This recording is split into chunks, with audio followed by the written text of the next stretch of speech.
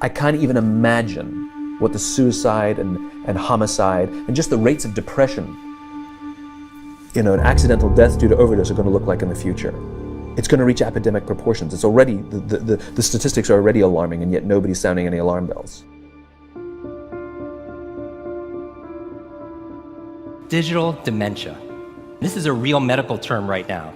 This is the idea that we're outsourcing our brains to our smart devices. We're so reliant on our smartphones that our smartphones are making us stupid.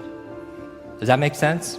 It's convenient. I don't want to memorize 500 phone numbers, right? Nobody wants to do that. But we've lost the ability to memorize one.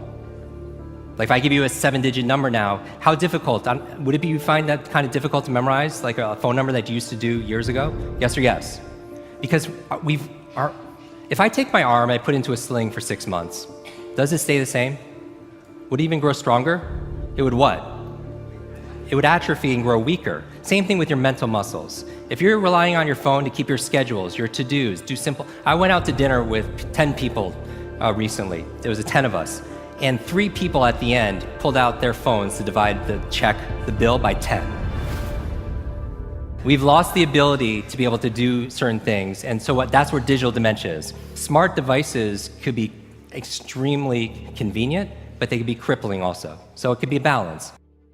Can I borrow someone's phone, please? Anyone?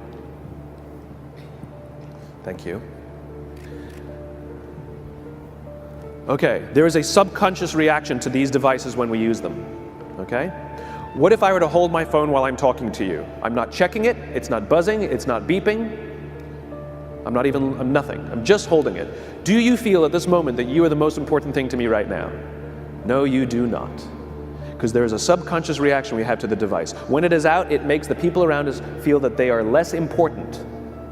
So when we're walking down the halls in our offices and somebody says, hey boss, can I ask you a question? You go, sure, what's on your mind? We've just told them they're not that important. Or we can go, sure, what's on your mind? And if you don't have a pocket, find a shelf, put it on the shelf, come back and say, sure, what's on your mind? When we show up to a meeting, or a lunch, or a dinner, with our colleagues, our clients, or our friends, or our families, and we put the phone on the table, we have announced to everyone in the room that they are not that important to us. And by the way, putting the phone upside down is not more polite. My favorite one is in the meeting or at a lunch with someone that the phone will ring and the caller ID will pop up and they will go, I'm not going to get it. Oh, so magnanimous. Oh, I'm lucky to eat with you today. Or they could just put the damn thing away. You can tell how addicted we are. When somebody pulls out their phone when you're with them, how uncomfortable does that make us feel? You're walking down the street with someone, they pull their phone out. We feel stupid, so what do? We pull our phones out. We're so addicted. Somebody goes to the bathroom when we're at dinner, and what do we have to sit there by ourselves? God forbid we should look around the room for 5 minutes. We pull our phones out. Meetings, awful. What do we do when a meeting happens, right? Everybody's sitting waiting for the meeting to start. Bob's running a few minutes late. Bob's here? Okay, start the meeting. Do you know when relationships are built? All that in between time. Thank you very much. Parents have to intervene. We have to stop giving our kids free access to social media and phones at young ages. They are not ready for it. Their minds cannot cope with the dopamine. Balance is fine. You can give a kid a phone, but they can't use it in their bedroom. They can't have it at the dinner table. They can't take it to school. They can only have it up to a certain hour, and you take it away. They're children. You can take the phone away. We've got to intervene as parents. But as companies, we now have to deal with the influx of kids that are coming into our companies with addiction.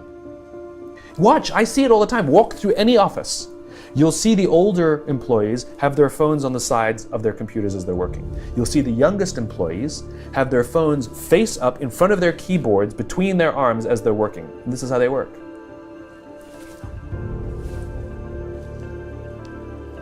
And the science is alarming.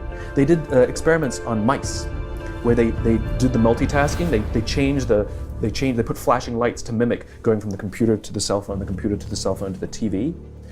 The mice that were exposed to the changing lights, it took them 3 times longer to solve a maze than the mice that weren't.